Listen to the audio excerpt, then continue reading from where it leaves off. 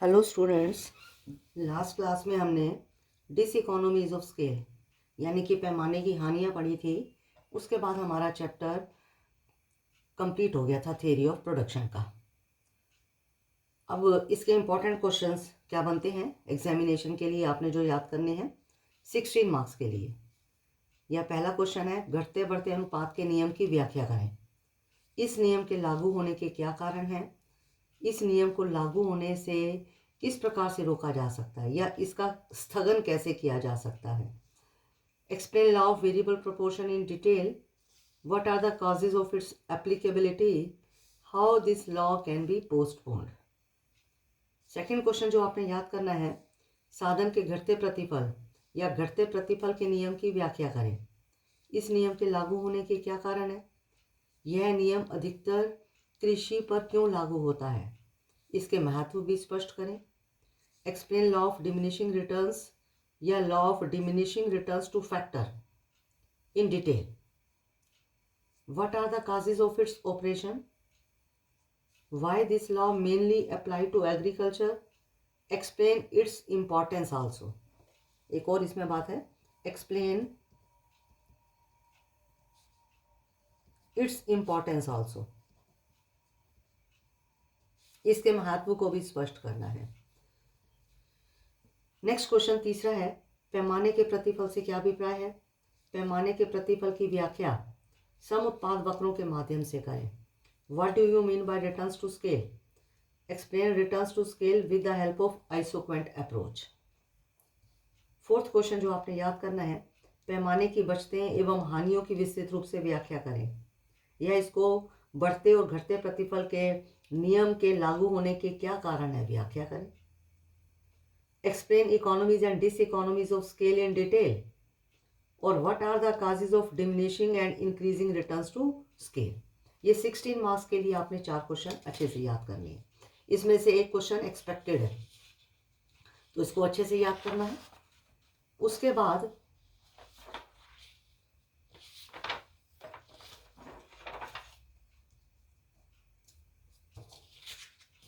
दो नंबर के लिए फॉर 2 मार्क्स, 2 मार्क्स के लिए आपने जो क्वेश्चन याद करने हैं वो कौन कौन से हैं? फॉर 2 मार्क्स, उत्पादन फलन प्रोडक्शन फंक्शन 2 नंबर के लिए इंपॉर्टेंट है।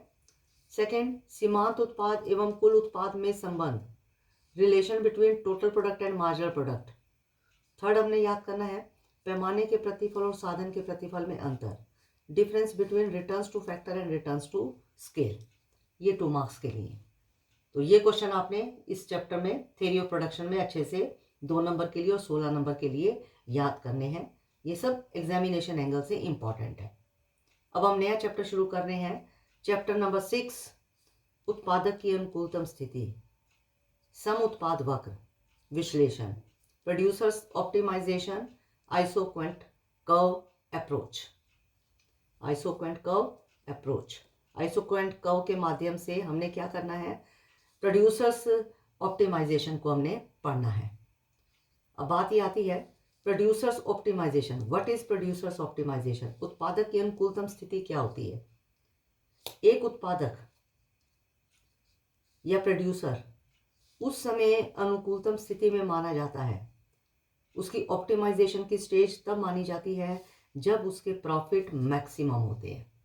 तो हम कहेंगे कि एक प्रोड्यूसर ऑप्टिमाइजेशन स्टेज के ऊपर है। जब प्रोड्यूसर के प्रॉफिट मैक्सिमम है तो हम कहेंगे कि ये इसकी अनुकूलतम स्थिति है, ये उसकी ऑप्टिमाइजेशन स्टेज है। उत्पादक के अनुकूलतम स्थिति की व्याख्या हम सम उत्पाद वक्रों के माध्यम से करेंगे। आइसोक्वेंट कर्व के माध्यम से उत्पादक के अनुकूलतम स्थिति की हम व्याख्या करेंगे। अब आइसोक्वेंट कर्व क्या होते हैं, सम उत्पाद वक्र क्या होते हैं, ये हम पढ़ना है हमें। सम उत्पाद वक्र यानी कि आइसोक्वेंट कर्व क्या होते हैं, जो दो उत्पादन के साधनों के विभिन्न संयोगों को प्रकट करते हैं। Isoquant curve explain the combination of 2 factors of production. उत्पादन के साधनों के डिफरेंट कॉम्बिनेशंस को बताते हैं जिससे समान मात्रा में उत्पादन प्राप्त किया जा सकता है। यानी कि कोई भी 2 फैक्टर का हम रेशो ले लें लेकिन हमें प्रोडक्शन बराबर मिलेगा। ये हमें आइसोक्वेंट कर्व बताते हैं। Isoquant curve is that curve which shows different possible combination of two factors. दो फैक्टर, दो उत्पादन के जो साधन है, इसके डिफरेंट कॉम्बिनेशन बताएंगे, आइसोक्वेंट कर्व बताता है। Two factor input yielding the same amount of output, जिससे आउटपुट हमें बराबर मिलता है। कैसे, इसको हम टेबल से और डायग्राम से समझेंगे। ये देखो, ये हमारे कॉम्बिनेशन है ABCD। हमने दो फैक्टर्स ऑफ प्रोडक्शन लिए, कैपिटल और लेबर। लेबर की देखो हम मात्रा बढ़ाते जा रहे हैं, 10 लेबर, फिर 20, फिर 30, फिर 40, यानी कि लेबर की मात्रा बढ़ाते जा रहे हैं। जब हम एक साधन की मात्रा बढ़ाएंगे तो दूसरे साधन की मात्रा हमें कम करनी पड़ेगी। अगर लेबर हमने 10 लगाई है तो कैपिटल हम लगा रहे हैं 90। अगर लेबर हमने 20 कर दी, यानी कि लेबर बढ़ा दी, तो कैपिटल हमें कम करनी पड़ेगी। दोनों उत्पादन के साधन एक साथ नहीं बढ़ेंगे, एक बढ़ेगा और दूसरा कम होगा। और ये जो कम भी होगा ये घटती दर से कम होगा, डिमिनिशिंग रेट से कम होगा। 10 से 20 हो गया, और कैपिटल कितनी होगी, 90 से 60 हो गई, यानी कि 30 कम हो गई।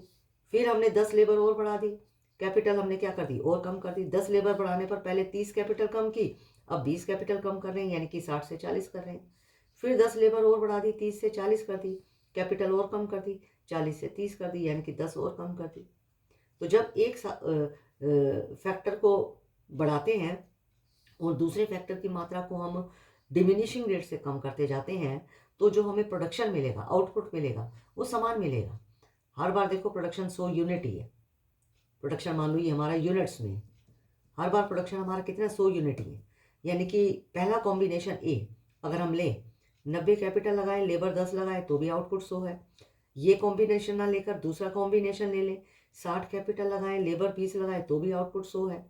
तीसरा कॉम्बिनेशन ले लें, 40 कैपिटल लगा लें, 30 लेबर लगा लें, तो भी आउटपुट 100 है।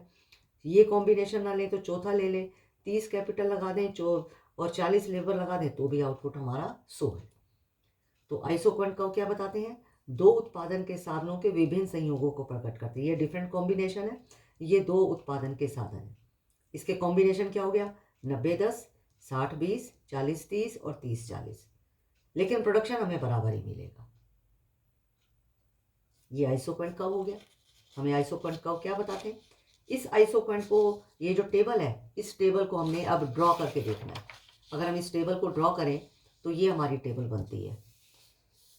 एक्स एक्सिस पर हमने क्या लिया है, एक्स एक्सिस पर हमने ले लिया लेबर, वाई एक्सिस पर हम क्या ले रहे हैं, वाई एक्सिस पर हम ले रहे हैं कैपिटल। अब लेबर 10-10 हमने ली, 10, 20, 30, 40। कैपिटल हमने ये 20 से शुरू किए, 20, 40, 60, 80, 100। जब लेबर 10 लगाई है तो कैपिटल कितनी लगाई है, 90। पीछे टेबल देखो, लेबर हमने 10 लगाई है तो कैपिटल 90 लगाई है। लेबर 20 कर दी तो कैपिटल हमने कम करके 60 कर दी। फिर लेबर 30 है तो कैपिटल कम करके हमने 40 कर दी। फिर लेबर 40 है तो कैपिटल हमने कम करके कितनी कर दी है, 30 कर दी है। ठीक है, तो जैसे जैसे हम लेबर की संख्या बढ़ाते जाते हैं, कैपिटल कम करते जा रहे हैं। यानी कि पहले 90 से 60, यानी कि 30 कम कर दी। फिर 60 से हमने कर दी 20, यानी कि 20 कम कर दी। फिर 40 से 20 कर दी, यानी कि हमने 40 से 30, ये 30 है, यानी कि फिर हमने 10 कम कर दी। तो लेबर बढ़ाते जा रहे हैं, कैपिटल को कम करते जा रहे हैं। इन पॉइंट्स को मिला दो तो ये हमारा क्या कहलाएगा, आइसोक्वेंट का। आई क्यू का मतलब है आइसोक्वेंट। ठीक है, आई क्यू आइसोक्वेंट, ये आइसोक्वेंट हमारा कर्व बन गया। ठीक है, अब ये आइसोक्वेंट कर्व किन एजम्पशंस के ऊपर बेस्ड है। एजम्पशन पहली है, उत्पादन के दो साधन, टू फैक्टर्स ऑफ प्रोडक्शन। हम ये मान के चलते हैं कि जो हम उत्पादन के प्रोडक्शन करने के लिए उत्पादन के साधन ले रहे हैं, वो उत्पादन के दो साधन हैं, और दोनों साधन ही हमारे क्या हैं, वेरिएबल है। जैसे हमने लेबर भी ली, कैपिटल भी ली, दोनों वेरिएबल फैक्टर है, कोई भी हमारा फिक्स फैक्टर नहीं है, हम ये मान के चलते हैं। दूसरा है स्थिर तकनीक, कांस्टेंट टेक्नोलॉजी, यानी कि प्रोडक्शन करने के लिए जो भी हम टेक्नोलॉजी यूज़ करेंगे वो कांस्टेंट रहेगी, यानी कि वो चेंज नहीं होगी। जिस टेक्नोलॉजी से हम पहले प्रोडक्शन कर रहे हैं उस टेक्नोलॉजी से हम प्रोडक्शन करते रहेंगे। उसके बाद नेक्स्ट आता है डिविजिबल फैक्टर, विभाज्य साधन, यानी कि जो हम उत्पादन के साधन ले रहे हैं, लेबर और कैपिटल, हम ये मानकर चलते हैं कि उन उत्पादन के साधनों का हम विभाजन कर सकते हैं, उनका छोटी छोटी मात्रा में हम प्रयोग कर सकते हैं। नेक्स्ट है तकनीकी प्रतिस्थापन की संभावना, पॉसिबिलिटी ऑफ टेक्निकल सब्स्टिट्यूशन, यानी कि हम ये मान के चलते हैं कि एक साधन की जगह पर हम दूसरे साधन का सब्स्टिट्यूशन कर सकते हैं, यानी कि कैपिटल की जगह लेबर का प्रयोग कर सकते हैं, लेबर की जगह कैपिटल का प्रयोग कर सकते हैं। जैसे आपने ऊपर वाले डायग्राम में देखा था, आप लेबर बढ़ाते जा रहे हो, कैपिटल कम कर रहे हो, तो इसका मतलब क्या हुआ, आप कैपिटल की जगह लेबर को सब्स्टिट्यूट कर रहे हो। कैपिटल कम करते जा रहे हो, लेबर बढ़ा रहे हो, तो कैपिटल की जगह लेबर को सब्स्टिट्यूट कर रहे हो। ठीक है, इसको हम क्या कहते हैं कि पॉसिबिलिटी ऑफ टेक्निकल सब्स्टिट्यूशन, यानी कि एक साधन की जगह हम दूसरे साधन का प्रतिस्थापन कर सकते हैं। नेक्स्ट हमारा आता है कुशल संयोग, एफिशिएंट कॉम्बिनेशन। एफिशिएंट कॉम्बिनेशन का मतलब है, एफिशिएंट कॉम्बिनेशन का मतलब है जो भी हम कॉम्बिनेशन ले रहे हैं, जैसे 90 कैपिटल ले रहे हैं और 10 लेबर ले रहे हैं, कॉम्बिनेशन 90-10 का हो गया। फिर 60 कैपिटल ले रहे हैं, लेबर 20 ले रहे हैं, 60-20 का कॉम्बिनेशन हो गया। 40 कैपिटल ले रहे हैं, 30 लेबर ले रहे हैं, 40-30 का कॉम्बिनेशन हो गया। और हम अब 30 कैपिटल ले रहे हैं, लेबर 40 ले रहे हैं, 30-40 का कॉम्बिनेशन हो गया। तो जो भी हमारा कॉम्बिनेशन है ये हमारा एफिशिएंट है, यानी कि इससे हम मैक्सिमम प्रोडक्शन कर सकते हैं। उत्पादन के दोनों साधनों का पूरा पूरा प्रयोग हो रहा है। कुशल संयोग का मतलब जो भी हम कॉम्बिनेशन ले रहे हैं उनका पूरा पूरा प्रयोग हो रहा है और मैक्सिमम उनसे प्रोडक्शन हो रहा है। तो इन अजम्पशंस के ऊपर आइसोक्वेंट कर्व सम उत्पाद वक्र आधारित है। नेक्स्ट हेडिंग हमने पढ़ना है स्लोप ऑफ आइसोक्वेंट कर्व और marginal rate of technical substitution. सम उत्पाद वक्रों का ढलान या तकनीकी प्रतिस्थापन की सीमांत दर। क्या मतलब है सम उत्पाद वक्रों के ढलान का क्या मतलब है, स्लोप का क्या मतलब है, तकनीकी प्रतिस्थापन की दर का मतलब क्या है। तकनीकी प्रतिस्थापन की दर या सम उत्पाद वक्रों का ढलान हमें ये बताता है कि उत्पादन की मात्रा को कांस्टेंट रखते हुए, प्रोडक्शन को कांस्टेंट रखते हुए हम एक फैक्टर का दूसरे फैक्टर के लिए सब्स्टिट्यूशन कर सकते हैं। जैसे आपने ऊपर देखा कि उत्पादन की मात्रा तो कांस्टेंट है, यानी कि प्रोडक्शन तो हर बार 100 यूनिट ही मिल रहा है। पीछे आपने टेबल में देखा, तो marginal rate of technical substitution क्या बताता है, उत्पादन की मात्रा को कांस्टेंट रखते हुए हम उत्पादन के एक फैक्टर का दूसरे फैक्टर के लिए सब्स्टिट्यूशन कर सकते हैं। यानी कि कैपिटल के साथ लेबर का हम कैपिटल के साथ प्रतिस्थापन कर सकते हैं। अब आप देखो, आपने लेबर बढ़ाई, ठीक है, तो प्रतिस्थापन, लेबर का प्रतिस्थापन हो रहा है कैपिटल की जगह, कैपिटल को कम कर दिया, 90 से 60 कर दिया, तो कैपिटल की जगह लेबर का प्रतिस्थापन हो रहा है। कैपिटल कम करते जा रहे हैं, लेबर बढ़ाते जा रहे हैं। जब हम एक साधन को बढ़ाते हैं और दूसरे साधन की मात्रा को कम करते हैं, एक साधन की जगह दूसरे साधन को हम उसको सब्स्टिट्यूट करते हैं और उत्पादन हमें समान मिलता है, इसी को marginal rate of technical substitution कहते हैं। ये 2 नंबर के लिए इंपॉर्टेंट है, फॉर 2 मार्क्स, इसको 2 नंबर के लिए याद करना है। Marginal rate of technical substitution क्या होता है, 2 नंबर के लिए इसको याद करना है। Marginal rate of technical substitution का फार्मूला डेल्टा, इसको हम डेल्टा कहते हैं, डेल्टा के का मतलब है कैपिटल, के क्या है, के का मतलब कैपिटल है।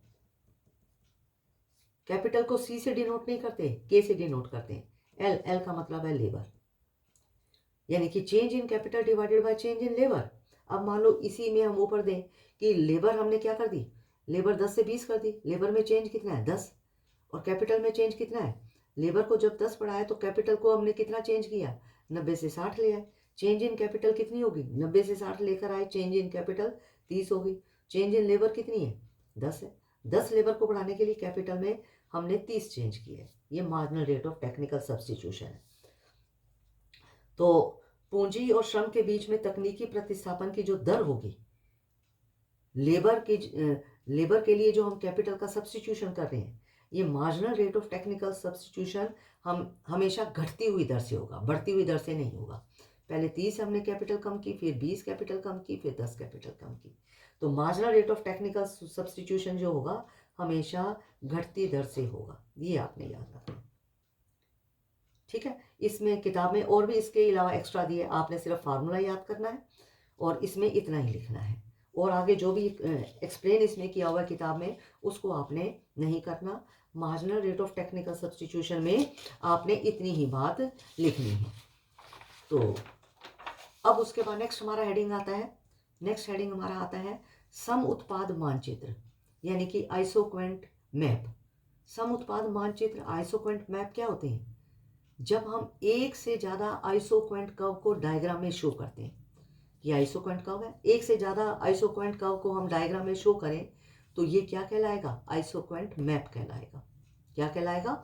Isoquant map. एक डायग्राम में एक से ज़्यादा आइसोक्वेंट कर्व बना दें तो ये आइसोक्वेंट मैप बन जाता है।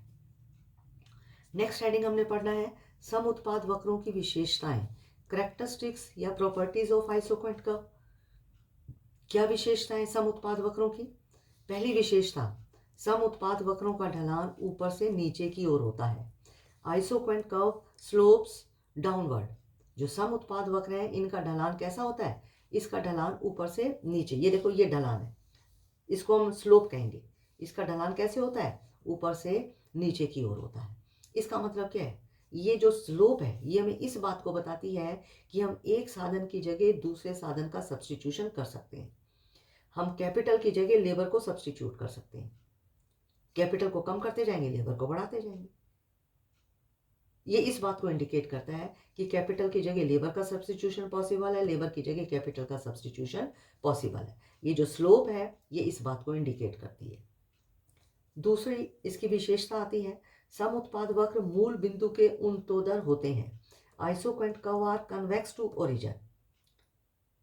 ओरिजिन ये कन्वेक्स टू ओरिजिन होते हैं, मूल बिंदु के उन्नतोदर होते हैं। इसका मतलब क्या है? ये जो शेप बन रही है ये ओरिजिन पॉइंट है, और ये जो इस तरह से शेप बन रही है इसको क्या कहते हैं? कन्वेक्स शेप कहते हैं। ये जो शेप है ये क्या है? कन्वेक्स शेप है। अगर हम ऐसे उल्टी शेप बना दें तो ये कनकेव शेप कहलाती है। कनकेव शेप कहलाती है। ये शेप कनकेव शेप है। ऐसी शेप जो है इसको हम कहते हैं कन्वेक्स शेप। तो जो आइसोक्वेंट कर्व है ये ओरिजिन पॉइंट है। ओरिजिन पॉइंट से इसकी शेप कैसी होती है? कन्वेक्स होती है। ये कन्वेक्स शेप है, ये कनकेव शेप है। ये उन्नतोदर है, ये नतोदर है। तो समुत्पाद वक्रों की शेप कैसी होती है? कन्वेक्स होती है, उन्नतोदर होती है, नतोदर नहीं होती, कनकेव नहीं होती है। ऐसा क्यों होता है? ऐसा इसलिए होता है क्योंकि हम एक साधन की जगह दूसरे साधन का सब्स्टिट्यूशन कर सकते हैं, और ये जो सब्स्टिट्यूशन होता है ये घटती दर पे होता है। ये सब्स्टिट्यूशन कैसे होगा? घटती दर पे होगा, तभी ये शेप बनेगी। अगर ये सब्स्टिट्यूशन घटती दर पे ना होकर बढ़ती दर पे होगा तो ये कन्वेक्स शेप नहीं आएगी, तो फिर कनकेव शेप आएगी। अगर सब्स्टिट्यूशन घटती दर पे ना होकर बढ़ती दर पे होता है तो कन्वेक्स शेप नहीं आएगी, फिर ये उल्टी शेप आएगी, कनकेव शेप आएगी। और अगर सब्स्टिट्यूशन बराबर हो रहे, एक लेबर को बढ़ाने के लिए एक कैपिटल कम की, फिर एक लेबर 10 मान लो 10 लेबर को बढ़ाने के लिए 10 कैपिटल कम की, फिर 10 लेबर को बढ़ाने के लिए 10 कैपिटल कम की, फिर 10 लेबर को बढ़ाने के लिए 10 कैपिटल कम की। यानी कि अगर सब्स्टिट्यूशन बराबर है तो ऐसी सिचुएशन में आइसोक्वेंट कर्व कैसे बनेंगे? ऐसी सिचुएशन में आइसोक्वेंट कर्व स्ट्रेट बनेंगे। लेकिन आइसोक्वेंट कर्व कभी भी स्ट्रेट नहीं हो सकते। ये जब सब्स्टिट्यूशन बराबर होगा तो आइसोक्वेंट कर्व स्ट्रेट बनेंगे, लेकिन ऐसा कभी होगा नहीं।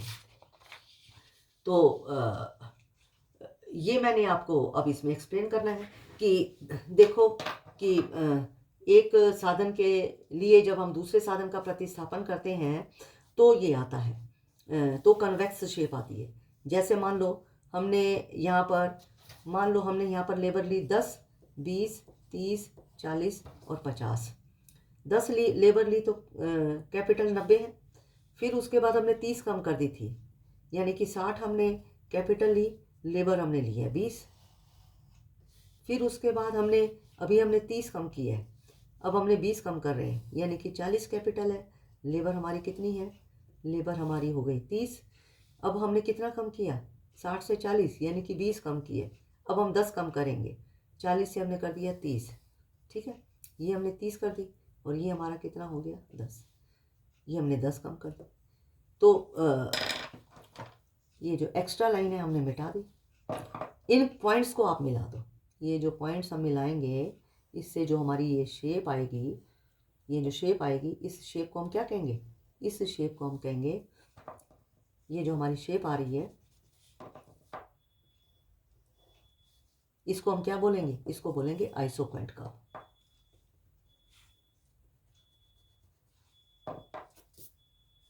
ठीक है, तो ये क्या होता है, एक साधन की जगह दूसरे साधन का हम सब्स्टिट्यूशन कर रहे हैं और घटती दर पे कर रहे हैं। घटती हुई दर पे करेंगे तो ये कन्वेक्स शेप आएगी। ये ओरिजिन पॉइंट है, ओरिजिन पॉइंट से कन्वेक्स शेप आएगी। अगर ये सब्स्टिट्यूशन बढ़ती दर पे होगा तो कन्वेक्स शेप नहीं आएगी, तो कनकेव शेप, उल्टी शेप आएगी।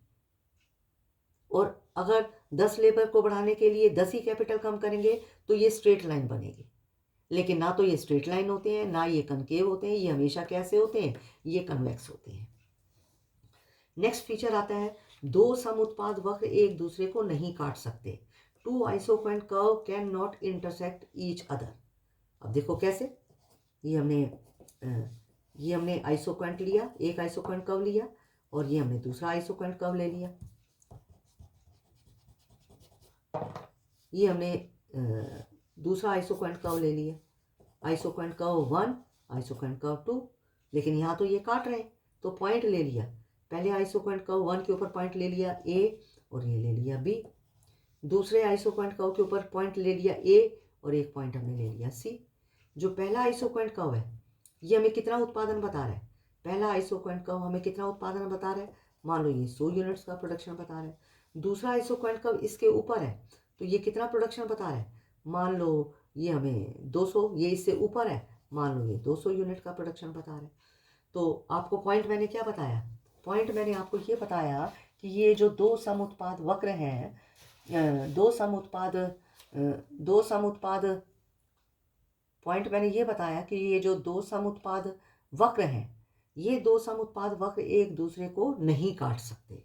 अब देखो कैसे, लेकिन यहाँ तो काट रहे हैं। अगर काट रहे हैं तो देखो इसका क्या मतलब हुआ, एक आइसोक्वेंट कर्व के ऊपर जितने भी पॉइंट होते हैं वो समान उत्पादन की मात्रा को प्रकट करते हैं।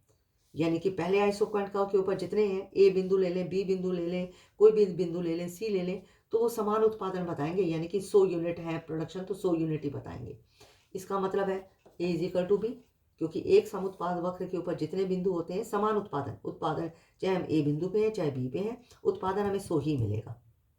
फिर दूसरा आइसोक्वेंट कर्व है, इसके ऊपर 2 पॉइंट है A और C, इसका मतलब हो गया A = C, समान चाहे हम A बिंदु पे हैं चाहे C पे हैं चाहे D, यहाँ D बिंदु ले लें, उत्पादन हमें 200 यूनिट मिलेगा।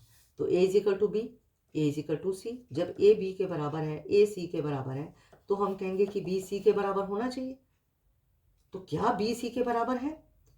B हमें क्या बता रहा है, B तो हमें 100 यूनिट प्रोडक्शन के बता रहा है, C हमें क्या बता रहा है, 200 यूनिट प्रोडक्शन के बता रहा है। तो B C के बराबर तो नहीं है, ठीक है, क्योंकि B में प्रोडक्शन कितना बता रहा है, B हमें प्रोडक्शन बता रहा है 100 यूनिट्स का, और C हमें प्रोडक्शन बता रहा है कितना, 200 यूनिट्स का बता रहा है। तो क्या B C के बराबर हो सकता है, B C के बराबर नहीं हो सकता।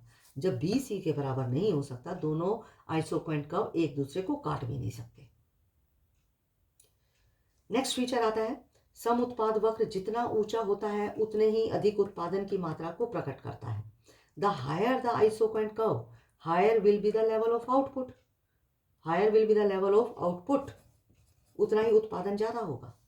जैसे ये एक्स एक्सिस पर हमने लेबर ले लिया, वाई एक्सिस पर कैपिटल ले लिया, इसके ऊपर हमने आइसोक्वेंट कर्व डाला, ये आपका हो गया आइसोक्वेंट कर्व। फिर एक और आइसोक्वेंट कर्व डाला, ये हो गया आइसोक्वेंट कर्व 1, एक और आइसोक्वेंट कर्व डाला, आइसोक्वेंट 2। यानी कि जितने भी हम जैसे जैसे आइसोक्वेंट कर्व ऊपर होते जाएंगे वो ज़्यादा उत्पादन की मात्रा को प्रकट करेंगे। ये पहला आइसोक्वेंट कर्व यानी कि 100 यूनिट्स का प्रोडक्शन है, इसके ऊपर 200 यूनिट्स का प्रोडक्शन है, ये आपका हो गया 300 यूनिट्स का प्रोडक्शन।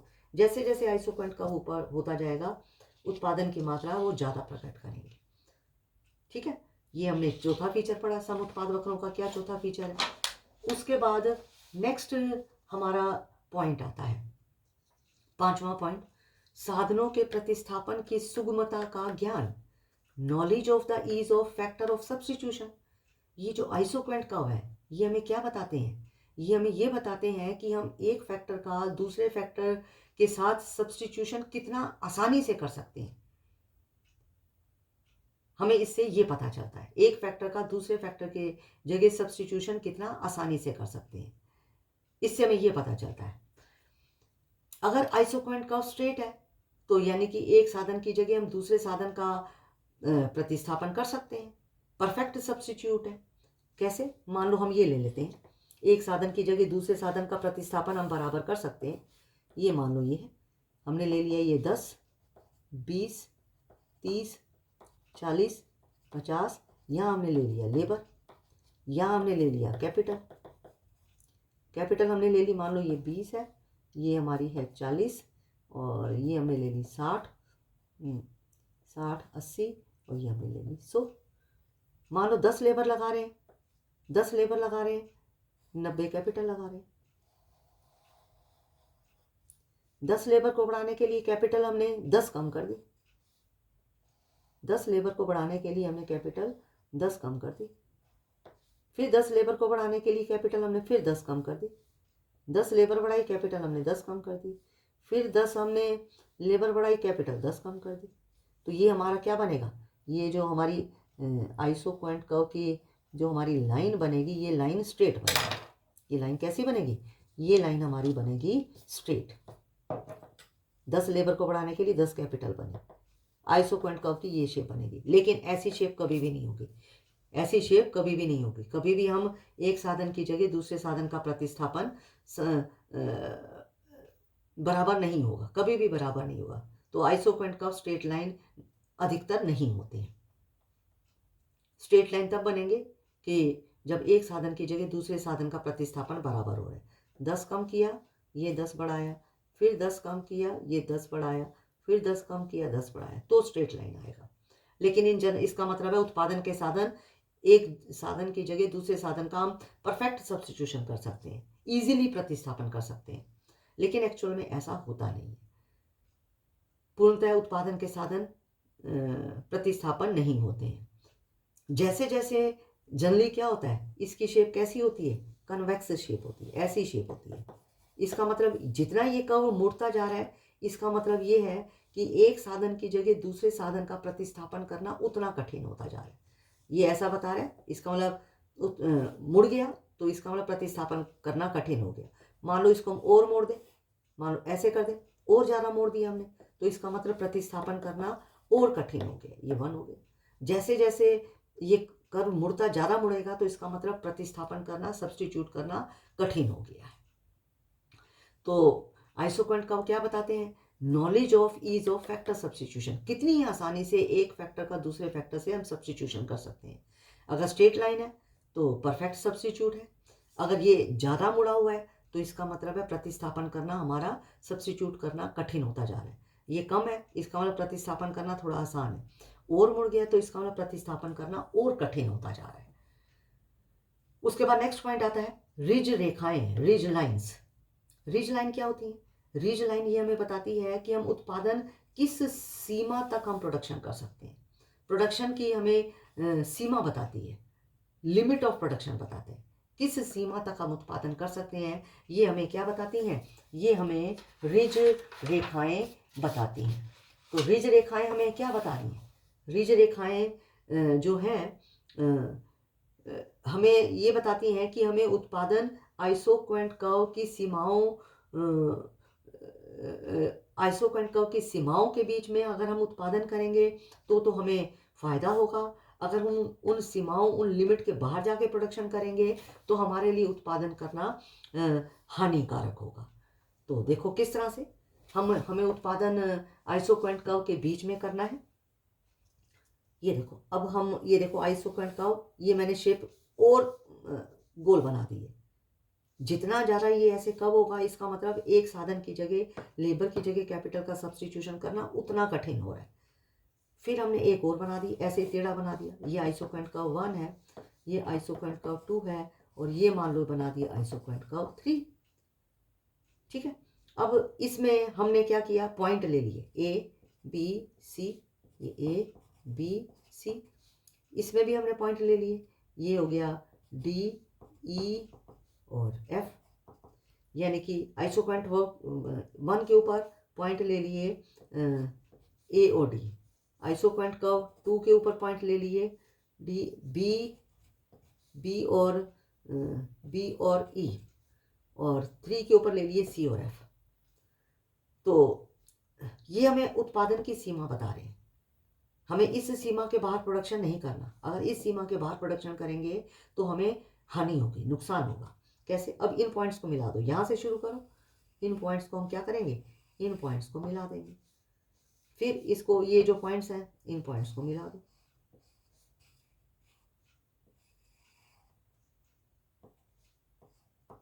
तो ये जो लाइन है ना, ये जो लाइन है, इस लाइन को क्या बोलेंगे, इस लाइन को बोलेंगे रिज लाइन। यानी कि इन लाइंस के बीच में हमें प्रोडक्शन करना है, इन लाइंस के बीच में हमें प्रोडक्शन करना है। इसके बाहर जाके हमें प्रोडक्शन नहीं करना है। इनके बाहर जाके प्रोडक्शन करेंगे तो हमें हानि होगी। रिज लाइन इंपॉर्टेंट है, ये 2 नंबर के लिए भी अलग से पूछ लिया जाता है। तो रिज लाइन आपने ये फॉर 2 मार्क्स, 2 नंबर के लिए भी इंपॉर्टेंट है, फॉर 2 मार्क्स, 2 नंबर के लिए भी अलग से पूछ लिया जाता है। तो इसके साथ आइसोपॉइंट कर्व के फीचर्स हमारे कंप्लीट हो गए।